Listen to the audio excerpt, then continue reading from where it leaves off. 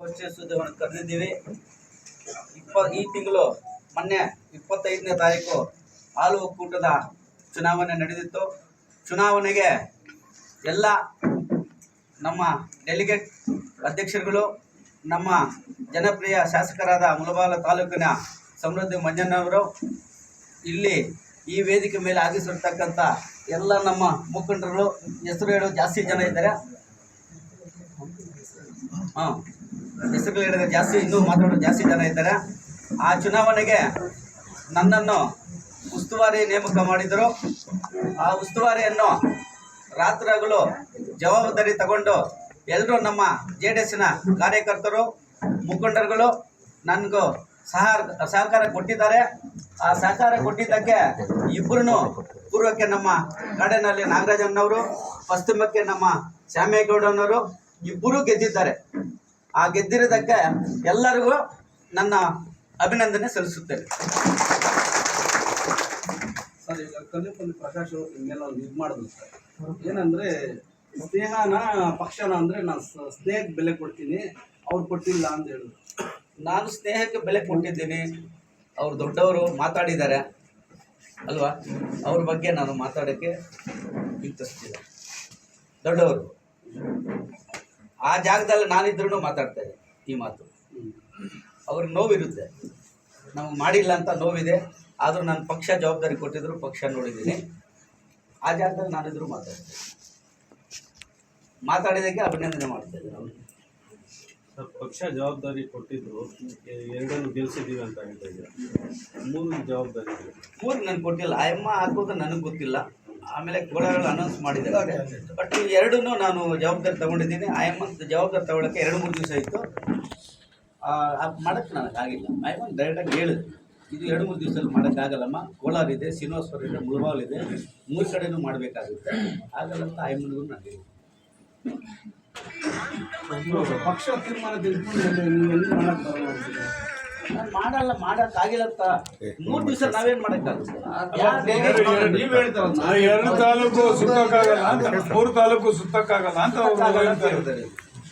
ಆಯಮ್ಮನಿಗೆ ಹೇಳಿದ್ವಲ್ಲ, ನಮ್ಮ ತಾಲೂಕಿಗೆ ನಮ್ಮ ಮಾತು ಯಾಕೆ ಕೇಳಿದ್ರು ಅವ್ರಿಗೆ ಹಾಕ್ಸಿದ್ವಿ. ಕಾಂಗ್ರೆಸ್ ಬೆಂಬಲಿತ ಮಹಾಲಕ್ಷ್ಮಿ ಅವರು ಗೆದ್ದ ಮೇಲೆ ಬಂದು ನಿಮ್ಮ ಹತ್ರ ಆಶೀರ್ವಾದ. ಅದು ಮೊದಲಿಂದ ವಿಶ್ವಾಸ ಇತ್ತು ಅವ್ರಿಗೆ. ನಮಗೆ ಆ ಪ್ರೀತಿ ಮೇಲೆ ಬಂದಿರ್ಬೋದು.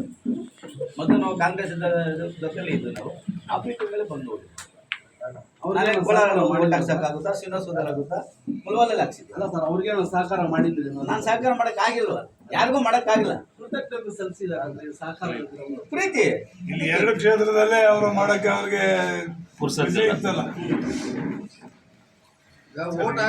ಈ ಮನೆ ಅದೃಷ್ಟದ ಮನೆ ಅಂತ ಮತ್ತೆ ಸಾಬೀತಾಯ್ತು ಅನ್ಸುತ್ತೆ. ಹೇಗನ್ಸುತ್ತೆ? ನಮ್ಮ ಗೆದ್ದವ್ರು ಹೇಳ್ಬೇಕು. ಅವರು ನಮ್ಮನೆ ನಂಗೆ ಅದೃಷ್ಟ ಅಂತೀವಿ, ಅವ್ರಿಗೂ ಅದೃಷ್ಟ ಅಂದಾಗ ಅದು ಸ್ವಂತ ಮಾಡ್ಕೊಳ್ಳೋಣ. ಇದು ಮತ್ತೆ ಇದಾಗಿದೆ. ಪ್ರತಿ ಚುನಾವಣೆ ಅವ್ರು ಮೊನ್ನೆ ಶಾಸಕರು ಹೇಳ್ತಾ ಇದ್ರು, ನಾನು ಹೇಳಿಲ್ಲ. ಶಾಸಕರು ಪ್ರತಿಯೊಂದು ಚುನಾವಣೆ ಇಲ್ಲಿಂದ ಮಾಡಬೇಕು ಅಂತ ಶಾಸಕರು ಮಾತಾಡ್ತಾ ಇದ್ರು.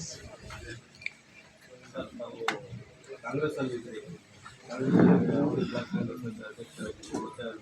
JDS ಅಲ್ಲಿ ಈಗ ಮತ್ತೆ ನಮಗೆ ಜಿಲ್ಲಾ ಮಟ್ಟದಲ್ಲಿ ಜವಾಬ್ದಾರಿ ನೀಡಬೇಕು ಅನ್ನೋ ಕೂಗು ಬರ್ತಾ ಇದೆ. ಅದು ಪಕ್ಷ ತೀರ್ಮಾನ, ಹೈಕಮಾಂಡ್ ತೀರ್ಮಾನ, ನಮ್ಮ ಅಧ್ಯಕ್ಷ ತೀರ್ಮಾನ, ನಮ್ಮ ಮುಖಂಡರುಗಳಿದ್ದಾರೆ. ಎಲ್ಲರೂ ಸೇರಿ ಜವಾಬ್ದಾರಿ ಕೊಟ್ಟರೆ ತಗೊಂಡು ನೀವು ನಿಭಾಯಿಸಲಿಕ್ಕೆ ರೆಡಿ ಇದೆ.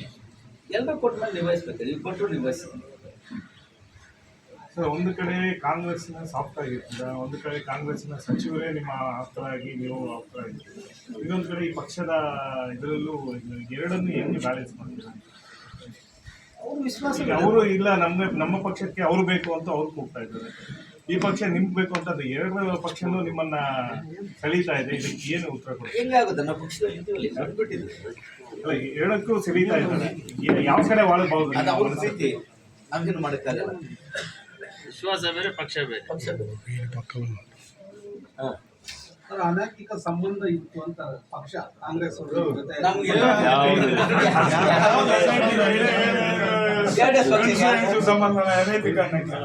ಪಕ್ಷ ಇಲ್ಲಿ ಸಪೋರ್ಟ್ ನೈತಿಕ ಸಂಬಂಧನೂ ಇಲ್ಲ, ಅನೈತಿಕ ಸಂಬಂಧನೂ ಇಲ್ಲ. ಅನೈತಿಕ ಅನ್ನೋ ಪದ ನಮ್ಗೆ ಗೊತ್ತಿಲ್ಲ.